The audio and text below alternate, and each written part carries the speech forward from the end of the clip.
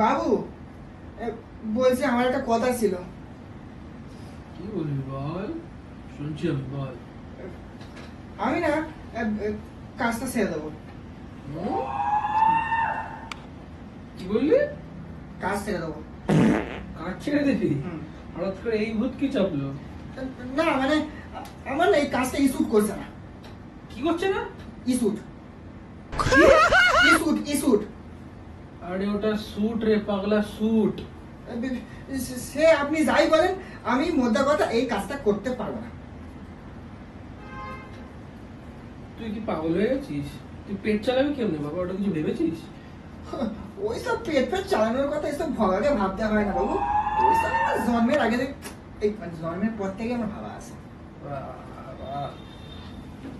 জন্মের পর থেকে ভাবা আছে? এ তো এক্সট্রিমলি হাইপার ইন্টেলিজেন্ট। বল শুনি কি ভেবেছিস, আমাকে একটু জ্ঞান দে তোর।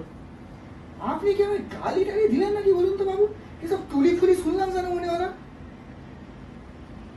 গালি? আমি তোকে প্রশংসা করেছি, প্রশংসা, প্রেজ বল ইংরেজিতে, প্রেজ। বলবো আমি কি ভেবেছি বাবু?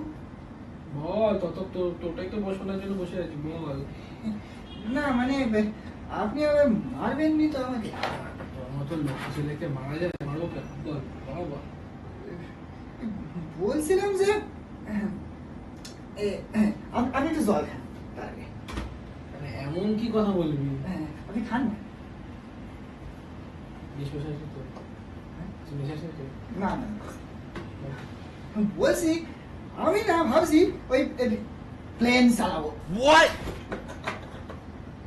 জল ধর কি মানে ছিল? হ্যাঁ মানে কি চালাবি? প্লেন? Plane plane. এই তোর মাথায় কে ঢোকালো? এই তোর এখানে এই পরিকল্পনা কোথা দিয়ে এলো? শুনি শুনি। কেন বাবু?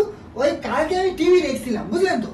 টিভিতে দেখলাম ওই সারা ড্রেস পরা ক্যাটারিং সেলিগুলি, ওরা না কি সুন্দর সেই কি একটা এরকম থাকে মারলো, একটা হুট করে ট্রেনটা আকাশে উড়ে গেল, আর তারপর সে মেঘের মধ্যে কি সুন্দর হেসে খেলে বেড়াচ্ছে। কি দেখতে সুন্দর লাগছে বাবু, কি বলবো। তুই যাবি এখান দিয়ে? যাচ্ছি যাচ্ছি।